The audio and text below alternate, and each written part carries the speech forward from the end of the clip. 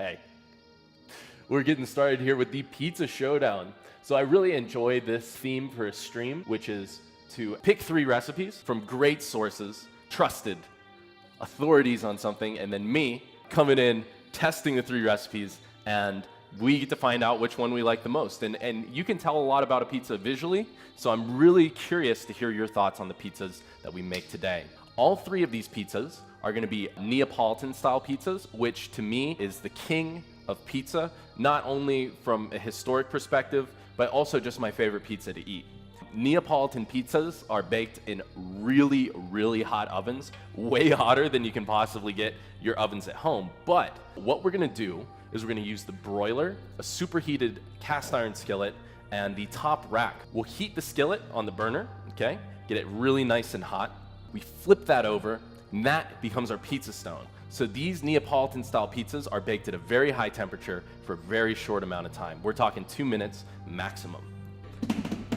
This is Ken Forkish's Polish pizza dough, and as I was saying, the Polish is a mixture of flour and water, a little bit of yeast, so like 0.8%.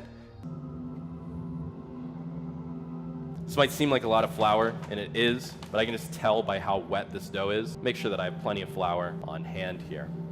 Going down, we're gonna divide and shape these dough balls. Get my camera covered in flour, perfect. All right, so I guess I'll start by dividing it in half. I hadn't put on this playlist on stream in a while. It has a lot of like very digital ambient music. So I'm just gonna kind of shape these into little portions. We'll put them on a baking sheet lined with silpat. We'll cover that with cling film. We'll pop these in the fridge. I wonder if these get oil, I'll check. Nope, we just put them on a lightly floured baking sheet with space between for expansion. Don't trust whoever's grilling unless they're rocking the K-Swisses.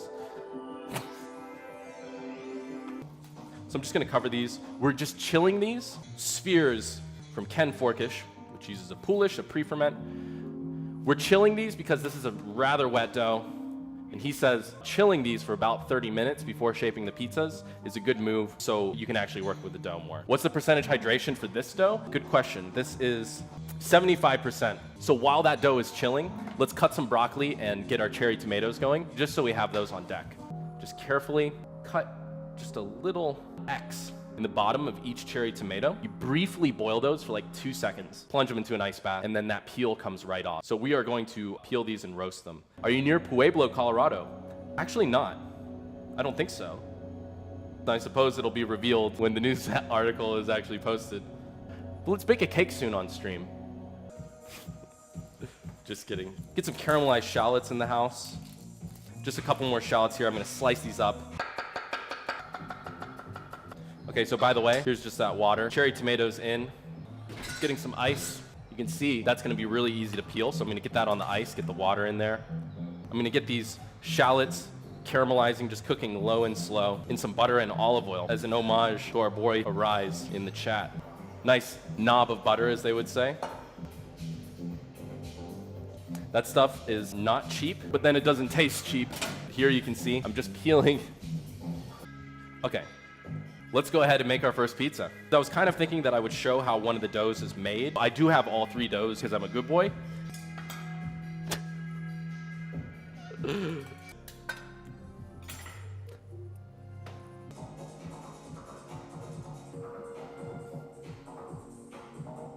We'll build our pizza here, right on this thingy. Get some flour on the peel. Go with this big one. Hey, okay. Lolavu, thank you for the host. Very kind of you. You're just in time for our first pizza of the night. This is Ken Forkish's Polish pizza dough. Gently. Okay. Starting to get our general pizza shape. Okay, cool. I'm gonna roll with this. Let's go ahead and sauce it. I'm just brushing the crust with olive oil. It gives it that gloss, promotes nice even browning. You don't want too much sauce. Buffalo mozzarella. Here's the fresh basil from the garden. Okay, now I'm gonna attempt to peel the pizza onto the underside of the skillet.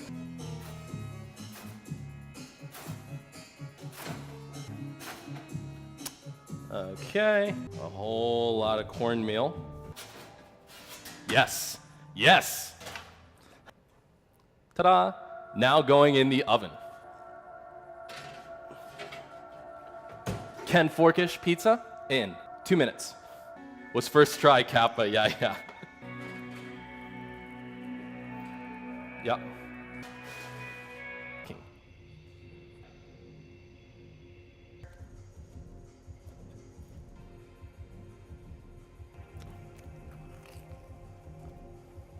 So simple. The dough is 4 ingredients: flour, water, yeast, salt, tomato, mozzarella cheese, basil. So it's really going to come down to the quality of the ingredients. Really light and billowy. It has a good chewiness to it. This is a really nice dough. It doesn't have hard corners and crust. This is really, really elegant, is the best way I could describe that.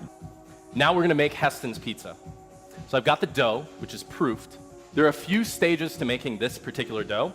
One of them is a pre-ferment, again, but this pre-ferment, unlike the last one, that poolish got left out overnight at room temp. Hessons pre-ferment got mixed in a stand mixer. It takes like 7 minutes. The flour and water mixture is actually left to hydrate for an hour. So you start by mixing flour, water, malt syrup, a little bit more than 4 ingredients for this one.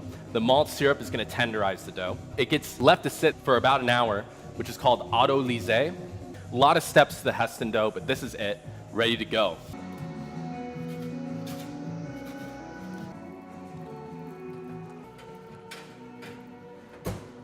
Two and a half minutes, done.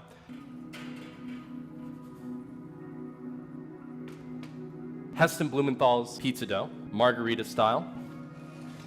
Visually, Ken Forkish's dough is better. The bottom on this one definitely looks better than the bottom on Forkish's.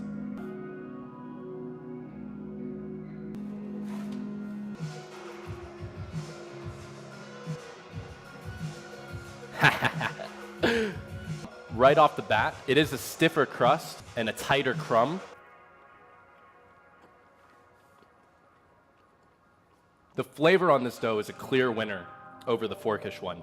The texture, not so much. 2 pizzas so far. Ken Forkish dough. All these recipes will be posted in my Discord, which you can join. We are doing a giveaway this month, so do that. Join that. Boom. It's a cool place to hang out. Post a photo of something you cook in the food section if you want to participate in the giveaway. Boom. All right. Rap God. Which would you like to eat? Pizza A, pizza B. Pupper Pizza says B. A. B looks more dense and doughier. You are correct. It is. Okay. Another pizza coming right up. This next one comes from Bianco, who's famous in the Southwest for his pizzas. This one was actually made today, so no overnight rise on this dough. Here's what it looks like. Take that dough, portion it, and shape it and bake it. Bianco's pizza dough.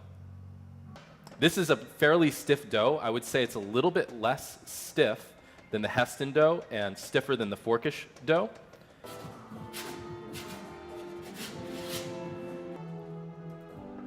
That goes in the oven. That skillet's really hot, so I'm gonna just bake that for 1.5 minutes. I'm gonna pull that.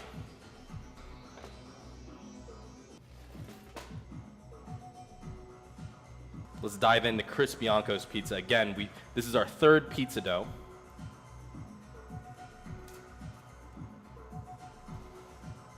Really excited to try it.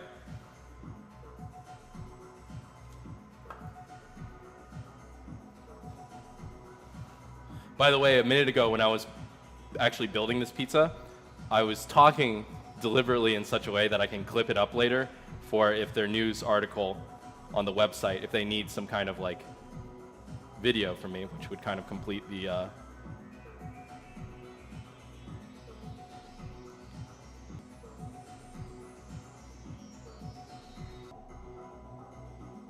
Ooh, look at the crumb on that beast.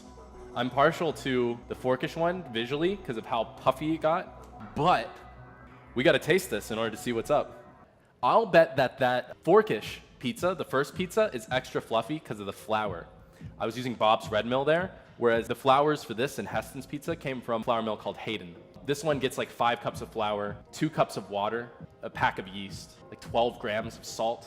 Like this one best visually. I'm actually with you on that. Let's taste it.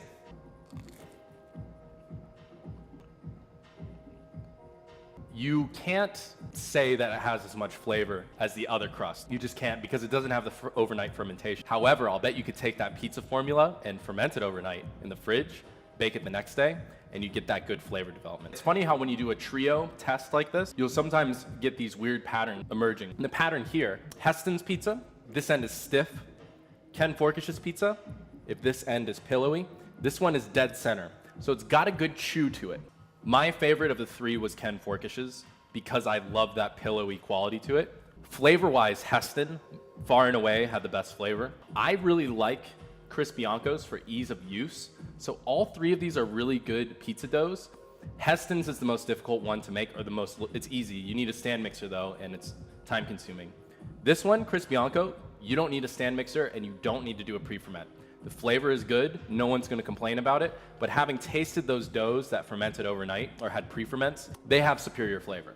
So if I were to sort of write up my own pizza dough recipe, I would want it to have some of the flavor components of the Heston pizza, but then the light, billowy, pillowy aspect of that Ken Forkish pizza.